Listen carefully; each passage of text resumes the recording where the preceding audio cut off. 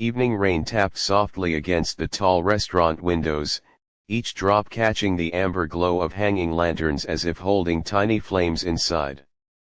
The place was nearly empty, save for a few couples whispering over soup bowls and a lone man seated at the corner table, the one closest to the rain-streaked glass.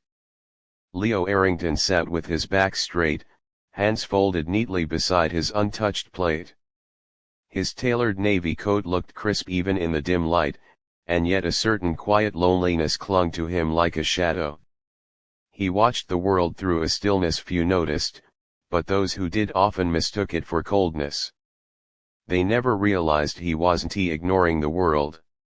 He simply couldn't hear it. Born deaf and raised in the echo of silence, Leo had built a fortune in design software, sleek, beautiful tools for communication he himself would never hear. The world admired him. Investors praised him.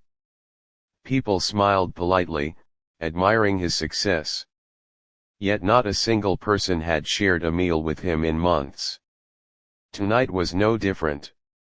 He dined alone. A waitress approached, speaking slowly with exaggerated gestures he found both kind and awkward. She set down a hot bowl of carrot soup.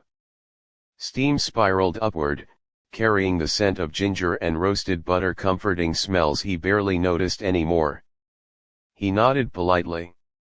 She walked away. And Leo exhaled the quiet sigh of a man used to being unseen in a world that believes sound makes things meaningful. Just then, a soft rustle came from the far edge of the room. A cleaning cart rolled out, pushed by Anna, the night cleaning lady who worked double shifts to care for her infant daughter. Her dark hair was pulled into a loose bun, and her eyes carried the fatigue of someone who hadn't slept properly in months. Strapped against her chest in a faded yellow sling was her 6-month-old baby, Mila, round-cheeked, curious, and wide-eyed. Mila's tiny fist clutched the edge of Anna's apron like a treasure. Anna bowed her head as she passed the tables, embarrassed to have her child there, though she had no choice. The babysitter cancelled last minute. Missing the shift meant missing rent. She whispered apologies to empty tables. Leo watched her move with careful grace, almost apologetic to the silence around her. Then it happened. A soft squeal, a happy one, broke from Mila as she spotted Leo's bowl of steam curling into the air. The child wriggled wildly, tiny hands reaching out, giggling in pure fascination. Anna froze, horrified. "I'm so sorry, she loves warm air." She didn't realize Leo couldn't hear her. But he understood the moment. Because Mila, unlike every adult in that restaurant, didn't treat him with hesitation or pity. She wasn't awkward, or nervous, or overly careful. She simply saw him. Leo smiled, a small one, unsure, but real. That was when Mila did the unthinkable. She stretched her arms toward him, tiny fingers opening and closing, demanding to be held. Anna gasped. "No, sweetheart, no, this man he." Leo extended his hands. Gently. Slowly. Anna hesitated only a breath, then placed the warm, wriggling bundle into his arms. For a moment, the world narrowed to the soft weight of a child resting against his chest. Mila's small hands touched the edge of his coat, exploring its texture with innocent wonder. Her breath puffed softly against his collar. Her tiny heartbeat pulsed like a quiet drum against him. Her eyes lifted to his face, curious, unafraid, and then, with the spontaneity only babies possess, she pressed her forehead to his chin. The restaurant blurred. Leo hadn't felt a touch like that so freely given in years. And then Mila did something else. Something small. Something enormous. With one small hand, she began tracing slow shapes on his palm, random little patterns only a baby could invent.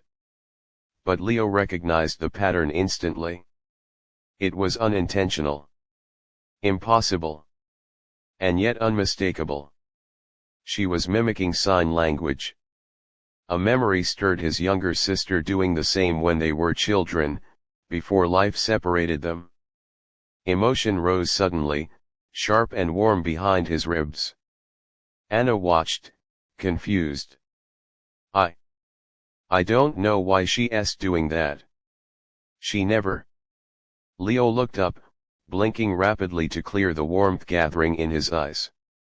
With trembling fingers, he signed slowly, "She understands connection." Anna froze. Her lips parted, not understanding the signs but understanding the feeling on his face. Leo took a deep breath and signed again, his motions fluid with gratitude. "Thank you. Both of you." Anna lowered her head, suddenly emotional herself. "Sir, she chose you. She's never reached for a stranger before." In that tender pocket of time, the three of them stood suspended between silence and meaning: an exhausted woman, a lonely millionaire, and a baby who didn't understand barriers made of sound or circumstance. Leo cleared his throat softly, not because he needed to, but because humans do that when holding back tears.